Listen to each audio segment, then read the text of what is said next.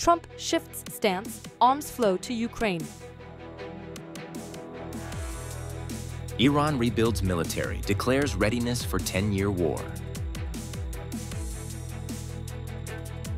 Vietnam economy, 2025, growth could exceed 8%. Hello, so good to see you again in today's news by Nghệ An Press and Broadcasting Agency. Now let's get started.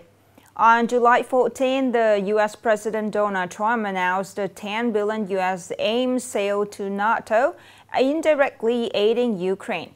He warned Russia has 50 days to implement a ceasefire or face a 100% secondary tariff. That we're going to be doing secondary tariffs if we don't. The U.S. is expected to sell roughly $10 billion in weapons to NATO allies in an initial phase, with the arms, including missiles, air defense systems, and artillery, later transferred to Ukraine. This marks a major policy shift for Donald Trump, who had previously declined to back Ukraine and only recently signaled support for providing Kyiv with defensive weapons to avoid further escalation. Trump also issued an ultimatum to Russia: reach a ceasefire agreement within 50 days or face a 100% secondary tariff, a move widely interpreted as targeting nations like China and India that continue purchasing Russian oil. The threat could significantly disrupt global energy markets. Pentagon officials say many details are still being finalized. Meanwhile, experts remain skeptical about Trump's threat to levy sweeping tariffs on Russia's trade partners. Undergoing a 12-day clash with Israel and the U.S. in June, Iran announced plans to accelerate military modernization and strengthen its defense capabilities, aiming to prepare for a potential decade-long war. Iran's National Security and Foreign Policy Committee has approved a draft bill aimed at boosting military capabilities and increasing defense spending. Proposed by Tehran lawmaker Ali Kesrian and backed by 120 MPs, the bill is expected to pass in the next parliamentary session. It is currently under detailed review by the committee's defense sub-panel. If enacted, the law would mark a turning point in Iran's defense policy, combining post-conflict momentum with strong institutional and financial backing. Notably, since October 2024, Iran has announced a 200% increase in its defense budget, projecting military spending to hit a record $46 billion in 2025. Brigadier General Mohammad Reza Ashtiani, Deputy Chief of Staff of Iran's armed forces, said the country is fully prepared to sustain a prolonged conflict if necessary. Defying the global slowdown, Vietnam's economy posted an impressive 7.52% growth in the first half of the year, the highest in 15 years. The strong performance has reinforced public, investors, and business confidence in the country's economic outlook. Vietnam's GDP grew 7.52% in the first half of 2025, the highest H1 growth rate recorded from 2011 to 2025. This strong performance places Vietnam among Asia's fastest-growing economies and stands out as a rare bright spot in the region, despite ongoing global economic headwinds. The surge was driven by balanced contributions from all three economic sectors. Services led the way with 8.14% growth, the highest since 2011, accounting for 52.21% of overall expansion. A notable highlight was the sharp rise in foreign direct investment, FDI, which reached $21.51 billion in the first 6 months, up 32.6% year-on-year. Upcoming are some updated news. Despite facing challenges from global economic fluctuations, Nghệ An's Industrial Production Index rose nearly 15% year-on-year in the first half of 2025. According to Nghệ An's Department of Industry and Trade, the province's Industrial Production Index increased almost 15% compared to the same period last year. Specifically, electricity production and distribution, gas, hot water, and air conditioning sectors grew over 27%. Mining rose 18%. Processing and manufacturing increased by more than 13%.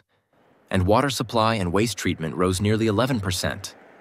In June alone, the Industrial Production Index surged 18%, driven by resumption of production, business expansion, and the launch of new projects. Starlink satellite internet could receive official licensing to launch services in Vietnam as early as Q4, Deputy Minister Pham Duc Long announced at the Ministry of Science and Technology's mid-year review conference on July 15th. SpaceX, the closest contender to provide satellite internet services, operates Starlink, a low Earth orbit satellite system with 6,750 satellites orbiting at 550 kilometers altitude. The service is already available in over 125 countries and territories, serving 5 million users. Flying at 550 kilometers, Starlink satellites orbit much lower than traditional geostationary satellites at 35,000 kilometers. This shorter distance reduces latency, delivering faster data speeds compared to conventional satellite internet.